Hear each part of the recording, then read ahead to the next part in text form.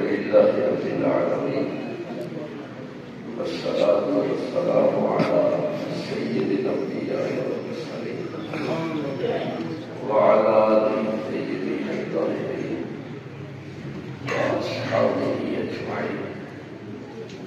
أما بعد، قال الله تبارك وتعالى في القرآن المجيد: أعوذ بالله من الشيطان الرجيم، بسم الله الرحمن الرحيم.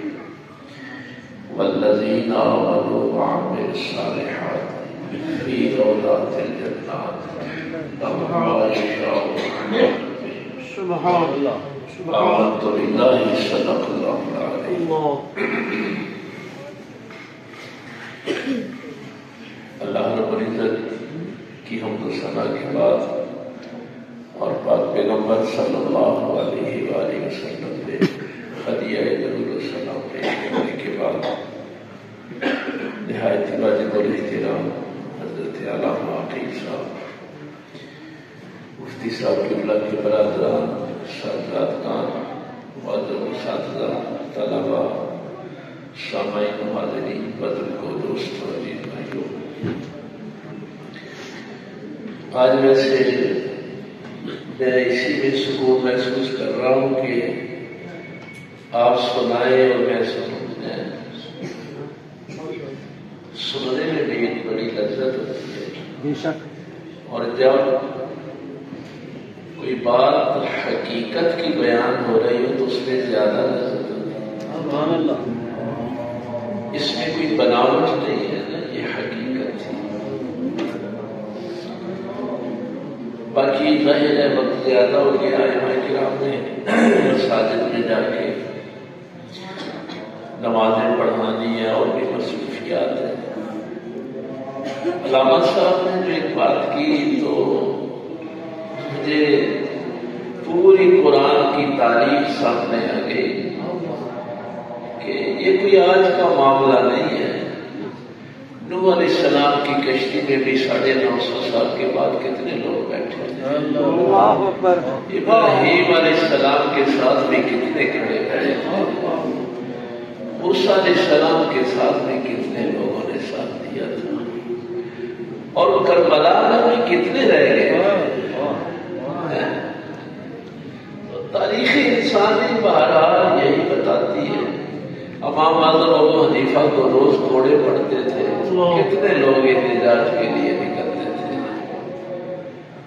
سرکار حضور مجدد ثانی رحمہ اللہ کو والیان جیل میں تشدد کیا جاتا تھا، کتنے لوگ نکلتے تھے۔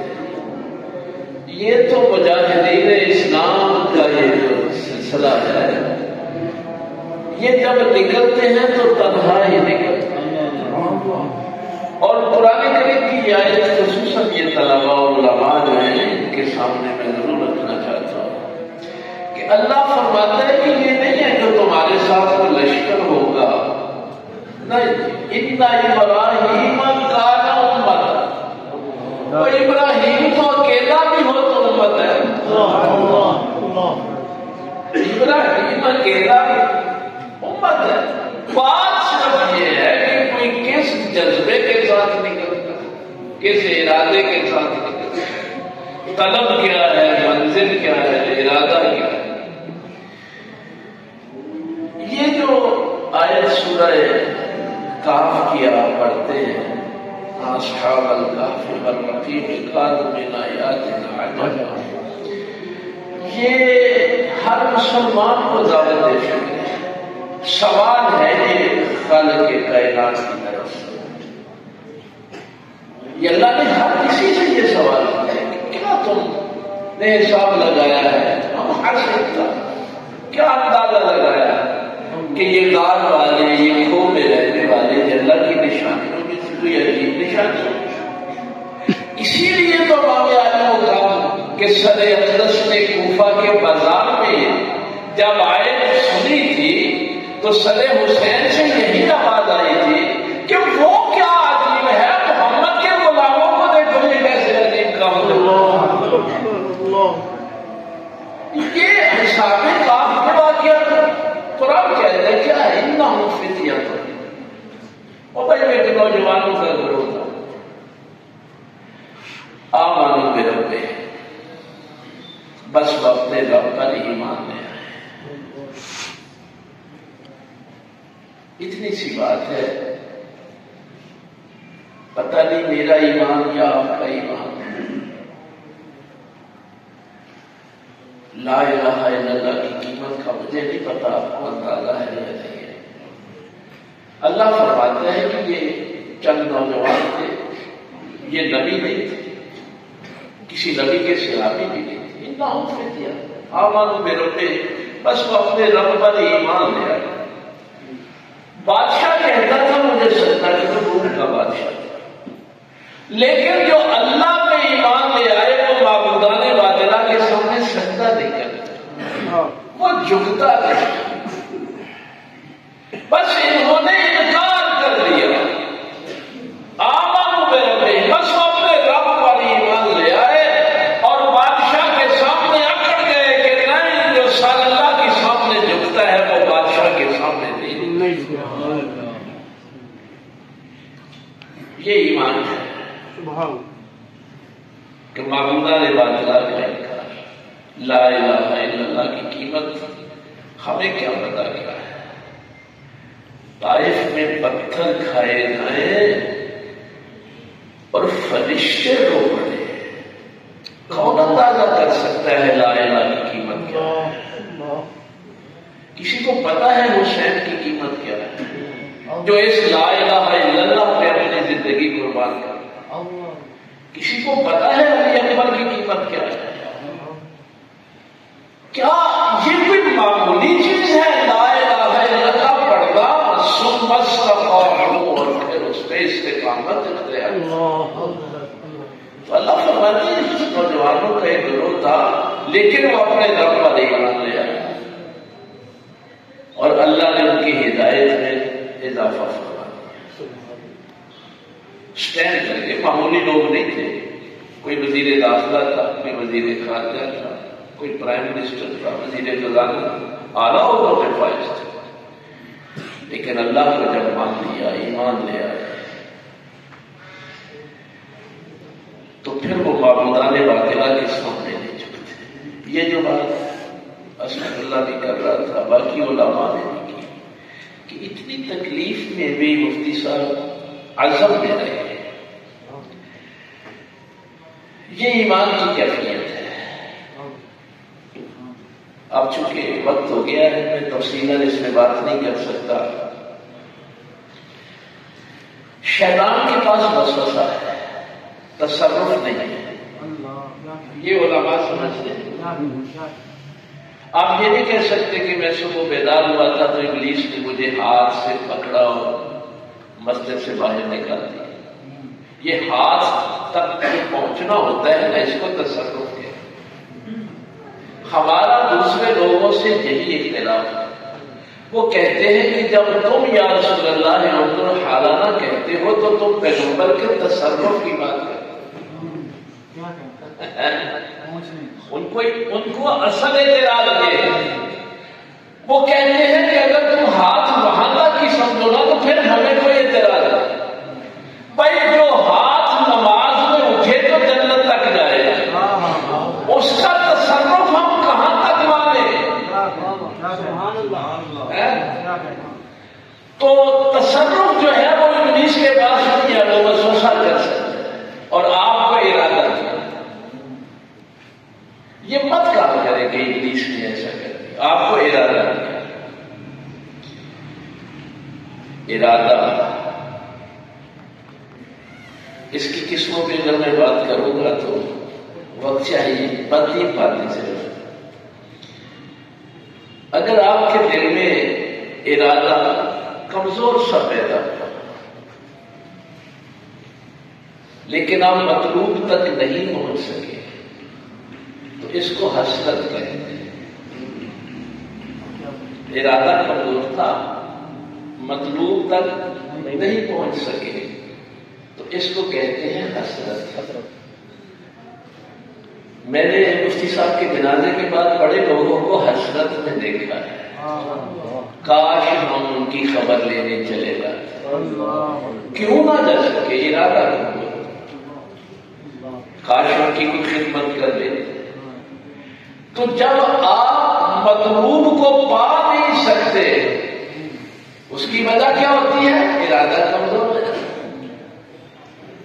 لیکن یہ ماضی میں ہو گیا ہے، یہ ماضی کا. حال میں وہی کمزور ارادہ سسک کر آپ کے ساتھ چل رہا ہے، مطلوب مل نہیں رہا، تو اس کو آرزو کہتے ہیں، اس کو آرزو کہتے ہیں. یہ گرانا اس حوالے سے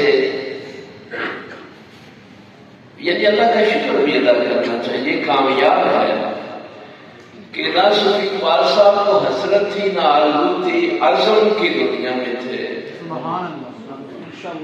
عزم کے مقام پہ تھے کہ اگر ارادہ کیا تو مطلوب کو پا لیا. اب راستے میں وسوسے جتنے دی جائے، رکاوٹیں جتنی دی جائے، وسوسہ تو وہ اولوالعزم پیغمبر کے سامنے بھی لے آتا ہے، وہ ابراہیم علیہ السلام کے سامنے نہیں آیا، وسوسہ تو کیا، نشان موجود ہے وہاں. چلو وہ تو ابراہیم تھے، اولوالعزم پیغمبر تھے. اللہ نے بھی اپنے نبیوں کی جو تقسیم کی ہے نا اسی حوالے سے کی ہے. ہاں 313 میں سے بھی اولوالعزم 5 ہی ہیں. اسماعیل تو اولوالعزم پیغمبر نہیں تھے، لیکن ارادہ ان کا بھی مضبوط تھا، جھٹک دیا. مردوں کو تو چھوڑے، حاجرہ تو عورت تھی، حاجرہ عورت تھی، لیکن جب ان سے کہا گیا تو انہوں نے بھی ابلیس کے وسوسے کو کوئی اہمیت نہیں دی. یہ ہے لا الہ کی قیمت. یہ تھا وہ میدان کوفہ میں حضرت امام علی مقام کا اس قاضی کو جواب کہ کیا انسائیت سے لے رہے ہو، محمد کی امت کو دیکھو. یہاں کتنے صحابے کرام پیدا ہوئے، کتنے اس درجے میں فائز ہوئے. آیت رہنے جائے یہاں اللہ نے دو باتیں فرمائی، والذین آمنوا وعملوا الصالحات فی روضات الجنات. اللہ اللہ، یہ ایمان والے اور عمل صالح والے ہیں، ان کے لیے جنت کی دعا کریں گے. اللہ فرماتا ہے وہ جنت کے باغوں میں رہ رہے ہیں، باغوں میں تو وہ رہ رہے ہیں، ان کے لیے جنت کی دعا کر رہے ہیں. لہم ما یشاءون اللہ اللہ، ان کا آگے کا درجہ ہے. اب آپ کہیں گے کہ مفتی صاحب تو بیماری میں تھے، تکلیف میں تھے، پریشانی میں تھے، اس کو جنت کہیں گے؟ اس کو جنت کا باغ ہے؟ بھائی قرآن ہے نا، میں اپنی طرف سے تو کوئی بات نہیں کر رہا. ہاں قرآن کہتا ہے اسی کو جنت کہتا ہے. یا ایتھا النفس المطمئنہ ارجعی الی ربک. حضرت ایوب نے علیہ السلام نے جبریل سے یہی کہا تھا. جبریل نے کہا تھا بیماری کے دن اچھے تھے یا تندرستی کے دن اچھے؟ فرمایا بیماری کے دن اچھے. نعرہ تکبیر، نعرہ رسالت، نعرہ حیدری. کیوں اچھے تھے؟ جبریل اللہ ہر روز پوچھتا تو تھا تیرا کیا؟ اطمینان. یا ایھا النفس المطمئنہ، ہر وہ شخص جنت کے باغوں میں ہے جس کو اطمینان قلب. اللہ فرماتا ہے لہم ما یشاءون پہ یہ نہیں ہے کہ دیں گے، ہر چیز آمادہ ہے جو وہ چاہتے ہیں. یشاءون ہے نا، اور یہ نہیں ہے کہ وہ طلب کریں گے تو دیں گے، نہیں، آمادہ ہے ہر چیز ان کے ساتھ. اللہ اللہ سبحان. جنت میں تو وہ پہلے رہ رہے تھے، باغوں میں تو اطمینان تو پہلے ہی تھا. اب ان کے پاس آؤ، اس لیے کہ ہر چیز جو ان کی خواہش ہے، جو ان کی مرضی ہے، ہر چیز آمادہ ہے. اور وہ خالق کائنات ہے، مالک کائنات ہے۔ اب ان سے دعا کرواؤ، ان کے مزاج پہ آؤ، اس لیے کہ ان کے سامنے ہر چیز آمادہ ہے۔ کیا مانگو گے اللہ سے؟ کیا مانگو؟ حیوانی چیزیں مانگو گے؟ ہم نے حقیقت توحید کو نہیں پایا۔ اگر حقیقت توحید کو پا لیتے نا تو یہ سارے ہمارے مسائل ہیں۔ لا الہ الا اللہ بھی تو الفاظ ہیں، ان کی اتنی قدر و قیمت کی، اس لیے کہ ان کی نسبت اللہ سے محمد رسول اللہ صلی اللہ علیہ وسلم، محمد صلی اللہ علیہ وسلم کیوں قابل احترام؟ اس لیے کہ رسول اللہ اللہ کے رسول ہے۔ کیا یہاں محمد ابن عبداللہ ہوتا تو بھی اتنے قابل احترام ہوتا؟ یہ حقیقت توحید ہے، جو اس حقیقت سے وابستہ ہو جائے وہی قابل احترام ہے۔ لا الہ الا اللہ کے الفاظ اس لیے قابل احترام ہے، محمد رسول اللہ ہے، الا ان اولیاء اللہ، یہ اولیاء اس لیے قابل احترام ہے کہ ان کے ساتھ اللہ ہے، اور یہ علماء اس لیے قابل احترام ہے کہ یہ علماء حق ہیں۔ یہ ہے اصل میں حقیقت توحید۔ تو کوئی بھی نہ ہے، اس سے کیا فرق پڑتا ہے؟ جس نے یہ زندگی دی اس کی مہربانی ہے۔ میں چونکہ اذانیں ہو رہی ہے، اپنے رضا صاحب کی طرح کے ایک جملہ صرف آپ کو عرض کرنا چاہتا ہوں۔